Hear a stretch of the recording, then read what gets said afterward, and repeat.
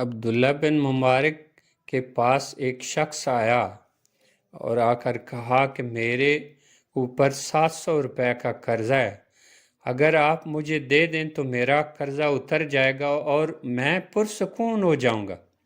حضرت نے فرمایا بہت اچھا۔ کاغذ لیا اور اس کے اوپر لکھ دیا 7,000 درہم، اور اس کو کہا کہ یہ لے جاؤ میرے سیکٹری کے پاس اور اس سے پیسے لے لو۔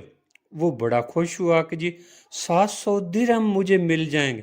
سیکٹری کو جا کے کہا حضرت نے کہا ہے کہ 700 درہم کا قرضہ مجھے دے دیں۔ سیکٹری نے جب کھول کے پڑھا تو اس پر 700 کی بجائے 7,000 درہم لکھے تھے۔ وہ کنفیوز ہو گیا کہ کہیں ایک زیرو زیادہ تو نہیں لگ گئی۔ وہ کہنے لگا اچھا یار، یہ تو 7,000 لکھا ہوا، تم تو 700 کی بات کر رہے ہو، چلو حضرت سے پوچھتا ہوں۔ وہ حضرت سے پوچھنے کے لیے آیا ہے۔ حضرت آپ نے 7,000 لکھا؟ فرمایا ہاں میں نے 7,000 لکھا۔ اس نے کہا اچھا میں دے دیتا ہوں۔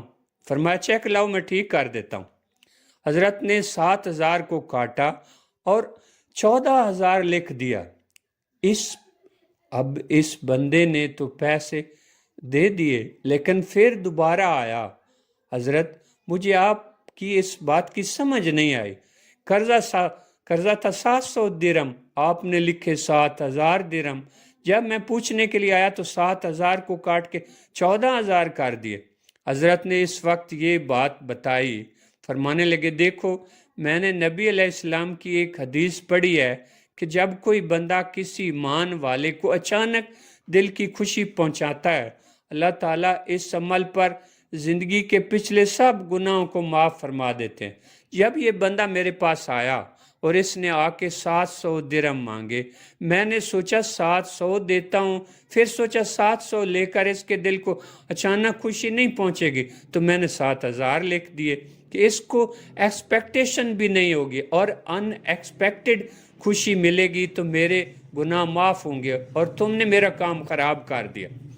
7,000 کا پوچھنے آ گئے، اب 7,000 بھی دے دیے جاتے تو ان ایکسپیکٹڈ خوشی اس کو نہ ہوتی، تو اب میں نے اس کو کاٹ کر 14,000 کر دیے۔